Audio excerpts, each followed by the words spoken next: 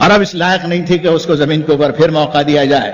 حضرت محمد صلی اللہ علیہ وسلم کی بعثت ہوئی اور آج دنیا جانتی ہے اس کو کہ قرآن مجید نام کی کتاب حضور پر نازل ہوئی جو 6238 آیتوں کے اوپر مشتمل اور 114 سورتوں کے حالے میں لیے ہوئے, کوئی ایک لفظ اس کا 1400 برس میں ہٹا نہیں.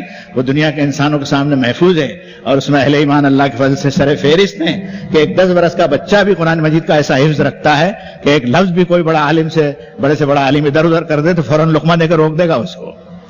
لیکن ایک بڑی مشکل ہے ہمارے لیے, وَإِنْهُمْ أُمِّيُّونَ لَا يَعْلَمُونَ الْكِتَابَ إِلَّا أَمَانِيَّ, بالکل ان پڑھ لوگ ہیں, خواہشات نفسانی اور قصے کہانیوں کے سوا اور کچھ نہیں جانتے اور اللہ کی کتاب سے ناواقف. یہ ناواقفیت تم کو بھی مہنگی پڑی, اس لیے تمہارے علماء اور تمہارے صلاح کے ہوتے ہوئے, قرآن مجید کے اور حدیث شریف کے اتنے تراجم ہوتے ہوئے, لاکھوں لاکھ مسجدیں ہوتے ہوئے اور کروڑوں کی تعداد میں اہل ایمان ہوتے ہوئے, دین کا نقشہ سڑکوں کے اوپر نہیں آ پاتا.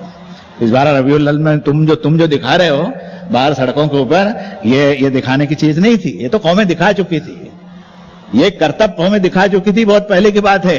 میں نے دیکھا ہے, چرچ میں بھی دیکھا ہے, بڑی بڑی کانفرنس کے اندر بھی دیکھا ہے کہ ایسی روشنیاں اور ایسی لالٹینیں لگاتے ہیں اور اتنا ہنگامہ کرتے ہیں اور ایسے جھنڈے لگاتے ہیں کہ آدمی اگر اس کا ایمان ذرا سا کمزور ہو تو اثر پڑ جاوے ان کے اوپر. محمد رسول اللہ صلی اللہ علیہ وسلم کی اصل سیرت اور آپ کی سنت کو زمین کے اوپر پھیلانا چاہیے. مسلمانوں کی یہ جوابداری تھی کہ اللہ نے جو کتاب حضور صلی اللہ علیہ وسلم پر نازل فرمائی اس کو وہ جانتے, پہچانتے, اس کے معنی کو سمجھتے, وہ بھی اور ان کی بیویاں بھی. ان 114 صورتوں کے اندر اپنے آپ کو تلاش کرتے, اپنی غلطیوں کو ڈھونڈتے, جوان بھی, بچے بھی, بوڑھے بھی, علماء بھی, صلحاء بھی, سب کے سب اس کو معلوم کرتے. اب میں اس طرف آتا ہوں کہ کتاب دنیا کے انسانوں کے لیے محمد رسول اللہ صلی اللہ علیہ وسلم لے کے تشریف لائے. اس کتاب میں کوئی ایک بات ایسی نہیں ہے جس پر انسان عمل نہ کر سکے. مانو پرکرتی جس کو انسانی فطرت اور نیچر کہتے ہیں, اس کے خلاف کوئی بات نہیں. جب آپ کی پیدائش ہوئی, آپ کی جب پیدائش ہوئی تو کس حال میں ہوئی؟ ایک خاتون حضرت آمنہ رضی اللہ تعالیٰ عنہ بھی کہہ سکتا ہوں میں, اس لیے کہ میں اس جھگڑے اور بحث میں نہیں پڑھنا چاہتا. حضور کے رشتہ داروں کے بارے میں کوئی آدمی وہاں کیلا ویلا ٹھوکے وہاں, اس کو میں پسند نہیں کرتا. اس لیے کہ کوئی بات ان کے سامنے تو آئی نہیں تھی. شکم مادر میں قیام پذیر ہیں, والد کا انتقال ہو گیا عبداللہ. قرآن مجید نے ایک آیت کے اندر کہا کلم یجد کا یتیمن فآوا, کہ محمد صلی اللہ علیہ وسلم ہم نے آپ کو یتیم پایا, ہم نے جگہ دیا. دنیا کہہ سکتی تھی کہ اپنے پیغمبر کو خوب پڑھایا, خوب لکھایا اور بڑی بڑی انائیں رہی اور بڑے راجے مہاراجے جیسی تعلیم کرائی اور بڑے چوکیدار اور چوکیدار چاروں طرف سے رہے. نہیں, یتیمی کی حالت میں پیدا کیا. والد صاحب کا تو منہ بھی نہیں دیکھا تھا. والدہ صاحبہ جو تھی ان کے پاس میں بھی علماء جو بتاتے ہیں 5, 6, 7 سال سے کوئی زیادہ عرصہ نہیں ہوا. کفالت چچا نے کی. چچا کتنا ہی شفیق ہو, باپ کا قائم مقام نہیں ہو سکتا. ہو سکتا ہے کتنا بھی ہو. سیرت ابن حشام جو حضور صلی اللہ علیہ وسلم کے قدیم ترین سیرت نگار ہیں, وہ کہتے ہیں کہ کرانے کی چھوٹی سی دکان تھی ابو طالب کی, اس پہ آپ بیٹھا کرتے تھے. 2-3 سال بیٹھے کہ لوگوں کو دیکھ رہے ہیں, اسی یعنی کشور اوستھا جس کو کہتے ہیں, کم سنی کی عمر کے اندر دیکھتے ہیں. کعبے کے پاس آئے, ابراہیم والے جو سیدنا ابراہیم کی ملت والے تھے وہ آئے. کعبے کا طواف کرنا, پاجامہ اتارا, طواف کیا. سمجھ رہے ہیں آپ اس کو؟ نماز پڑھتے تھے وہ.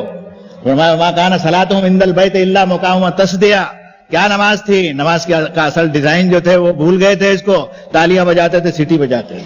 مشرک قومیں جب شرک میں غرق ہوتی ہے تو ان کی عبادات کے ذوق کی اس وقت تک تقسیم نہیں ہو سکتی جب تک ہارمونیم اور طبلے اور سارنگیاں اور تمبورے لے کر کے نہیں بیٹھے, تب تک ان کی روح کو غذا نہیں مل سکتی. وہ آداب بندگی سے واقف ہی نہیں. اس زمانے میں یہودی علماء اور نصارے بھی آتے تھے, بندش نہیں تھی, اس لیے کہ عربوں کے پاس کوئی موٹی سلطنت بھی نہیں تھی, کوئی پرخر سلطنت بھی نہیں تھی. ان کا قبائلی نظام تھا, لوگ آتے تھے, کچھ دن رہتے تھے, کعبے کی زیارت بھی کرتے تھے, پتلے بھی ساتھ میں لاتے تھے. 200-250 برس پہلے ایک کسی بن قلاب نام کا آدمی کسی میلے کے اندر گیا. میلے میں دیکھا گڈے وڈے بکتے ہیں, باپ جو ہے وہ لڑکوں کے لیے کچھ سامان لے جاتا ہے, یہ لو وہ لو. اس نے کچھ گڈے لے لیے. اس میں ایک آدھ اچھا گڈا پسند آیا اس کو, اس نے بیت اللہ شریف کے دروازے کے اوپر رکھ دیا. اس کے بعد میں کہتے ہیں کہ کوئی پادری کہیں سے آیا, اس نے دیکھا کہ گڈا رکھا ہوا ہے, اس نے حضرت مریم کی تصویر رکھ دی. کوئی اور آیا, اس نے حضرت مسیح کی تصویر رکھ دی. عربوں میں خیال پیدا ہوا کعبہ ہمارا ہے، ہم نے بنایا ہے، حضرت ابراہیم علیہ الصلوۃ والسلام ہمارے قائد ہیں، ہم کو حق ہے کہ ہم حضرت ابراہیم کا پتلا لگا دیں، انہوں نے بھی لگا دیا۔ اب بات بگڑ گئی، اب خلیل اللہ جو ہے اس کو وہ حیثیت نہیں رہنے دی جو اللہ تعالیٰ نے اس کو عطا فرمائی تھی۔ اس طرح کعبے کے اندر پھر ہوتے ہوتے 360 بتوں کی تاریخ ہمارے سامنے آتی تھی۔ رسول اللہ صلی اللہ علیہ وسلم ان سب کو دیکھتے تھے۔ یہ عام الفیل کا جو واقعہ ہوا، جس کو الم تر کیف فعل ربک باصحاب الفیل کے اندر بیان کیا گیا ہے، یہ واقعہ بھی اسی کے ساتھ جڑا ہوا، اور رسول اللہ صلی اللہ علیہ وسلم اسی سال دنیا کے اندر بھیجے گئے، پیدا ہوئے۔ کہتے ہیں، تاریخ نگار بھی کہتے ہیں، عربوں کی تاریخ پہ مشہور ہے، خود قرآن مجید نے بھی اس کا خلاصہ کیا کہ اصحاب الفیل آئے، ہاتھی لے کر کے آئے۔ ہوا یہ کہ جب کعبے کی اہمیت اور اس کی برکت اور اس کی طرف کھنچاؤ لوگوں کا ایک وائسرا نے دیکھا اور کسی بڑی سلطنت کے، تو اس نے اپنے یہاں جا کر کے کعبہ بنا لیا، ایک کعبہ بنا لیا، ہیرے جواہرات، گانا بجانا، کھانا پینا، تھرکنا، عورتیں، ہاں ہو سب کیا، اس کوئی گیا نہیں۔ حج کا بھی اعلان کیا، کوئی گیا ہی نہیں۔ کوئی گیا ہوگا ایسے جیسے آپ عرصوں میں دکھانے کرتے ہیں، وہ اپنے دکھانے کے لیے وہ بھی گیا ہوگا، وہ اس کا میں ذمہ نہیں لیتا۔ ایک عرب کو غصہ آیا، کھڑا عرب تھا، اس کو غصہ آیا کہ بیت اللہ ہوتے ہوئے اس نے کیسے، ابراہ نے کیسے بیت اللہ بنایا، اس نے جا کے پیخانہ کر دیا۔ اب وہ بھڑک گئے، وہ چھوٹے چھوٹے واقعات ہوتے ہیں، اس میں قومیں بھڑک جاتی۔ ہاتھیوں کا لشکر لے کر کے چڑھائی کی ہے اس نے۔ اسی کو کہا قرآن مجید نے کہ الم تر کیف فعل ربک باصحاب الفیل الم یجعل کیدہم فی تضلیل وارسل علیہم طیرا ابابیل ترمیہم بحجارۃ من سجیل فجعلہم کعصف مأکول۔